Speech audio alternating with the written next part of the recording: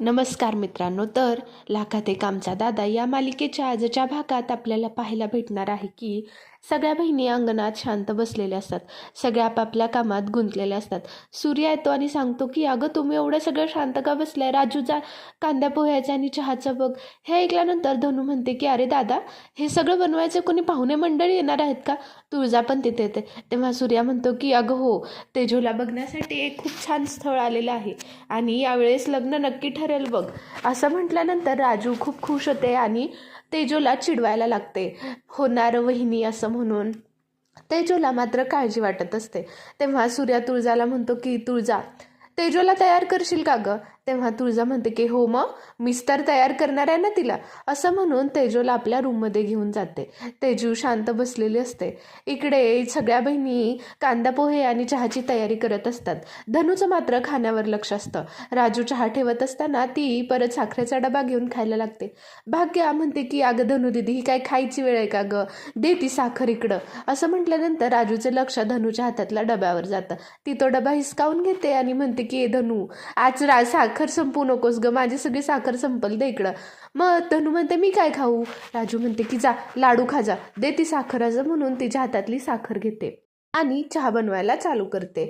इकडे तेजो पूर्णपणे तयार झालेली असते. तुळजा तिच्या चेहऱ्यावर उदासी बघते आणि म्हणते की काय ग झालं, अशी का बसलीयस? तेव्हा तेजू म्हणते की अगं माझ्यासोबत गेल्या वेळेस काय झालं हे तुला माहिती आहे ना, त्यामुळे मला आत्ता खरंच खूप भीती वाटत आहे.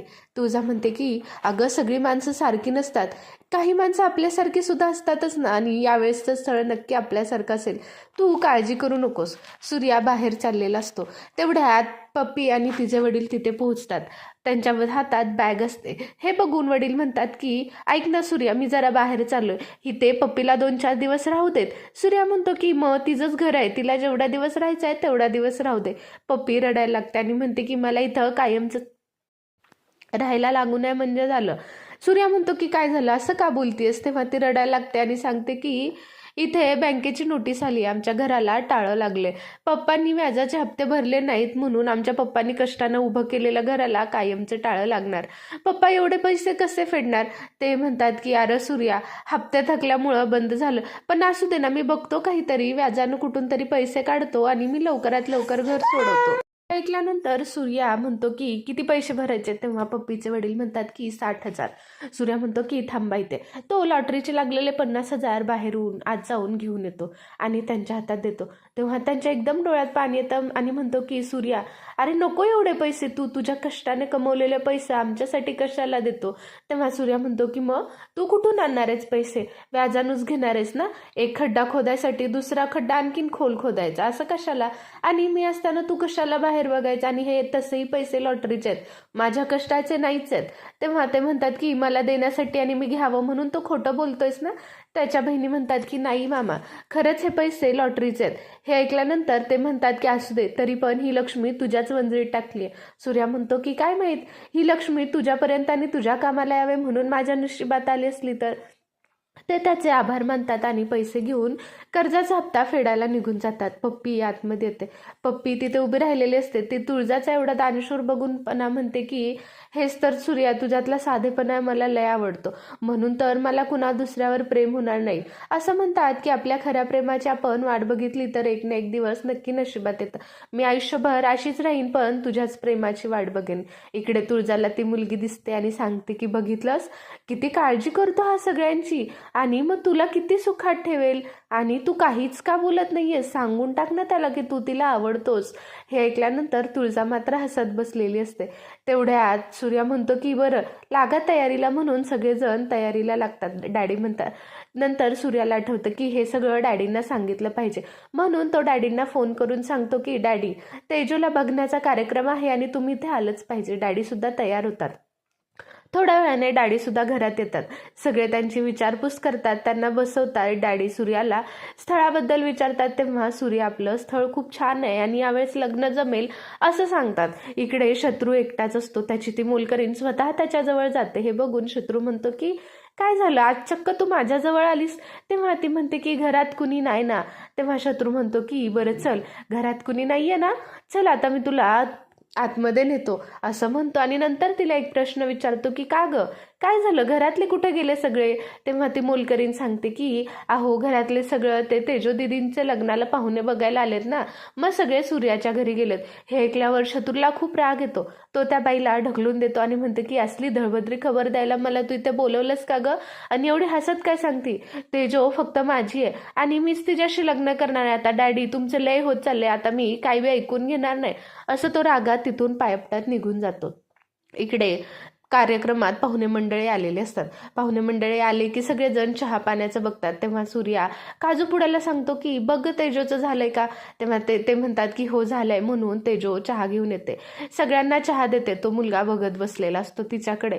नंतर तिचे आई वडील सांगतात की खरंच मुलगी खूप छान आहे. तेव्हा सूर्या म्हणतो की मग आवडली का आमची तेजू? आणि तेजूच्या फार काही अपेक्षा नाही आहेत, मुलगी खूप साधी आहे. हे ऐकल्यानंतर ते म्हणतात की हो आम्ही पूर्ण चौकशी केली आहे. हे बघताच चिन्याच्या आईला आठवतं की हा माझ्या माहेरचा मुलाला ही मुलगी दिली होती आमच्या माहेरातली आणि तिला जाळून टाकलं. ती तिच्या नवऱ्याला आतमध्ये खिचून घेऊन जाते आणि सांगते की अहो सूर्य कुठल्या मुलाशी लग्न लावून देतोय? त्या मुलाचं आधी लग्न झालंय आणि 3 महिन्यात त्यांनी जाळून टाकलं. अशी अफवा आहे की घराला आग लागली, पण मी माझ्या कानांनी ऐकलंय की यांनी त्या पोरीला जाळून टाकलं. तेव्हा चिन्याच्या वडिलांना म्हणतात की हे असं असेल तर सूर्याला सांगितलं पाहिजे, म्हणून ते सूर्याला फोन करून घेतात आणि आतमध्ये यायला लावतात. सगळा कार्यक्रम चालू असताना सूर्य आतमध्ये जातो. तेव्हा त्यांची बायको त्याला सगळी परिस्थिती सांगते. सूर्या बाहेर येतो आणि सरळ सरळ विचारतो की माफ करा पण तुमचं आधी लग्न झालंय का? तेव्हा त्याच्या आई वडील फिरवीची उत्तरं देत म्हणतात की म्हणजे झालं पण आणि नाही पण. सूर्या म्हणतो की म्हणजे?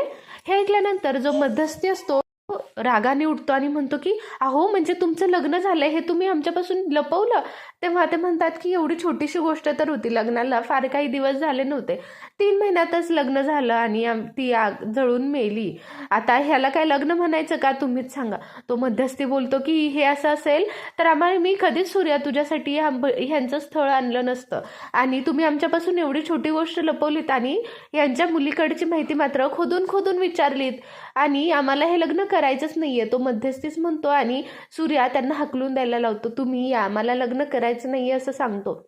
नवरा मुलगा उठतो आणि म्हणतो की काय लावलंय तुम्ही हे? ठीक आहे माझं लग्न झालं होतं, पण तुमची बहीण तरी कुठं ताजी आहे? तिचा सुद्धा साखरपुडा झालाच होता ना, मोडला ना तिचा साखरपुडा, मग ती पण सेकंड हँडच आहे. सूर्याला खूप राग येतो. तो म्हणतो की माझ्या घरात आहेस ना, पाहुणा म्हणून आलायस, नीट जायचं असलं तर नीट राहायचं.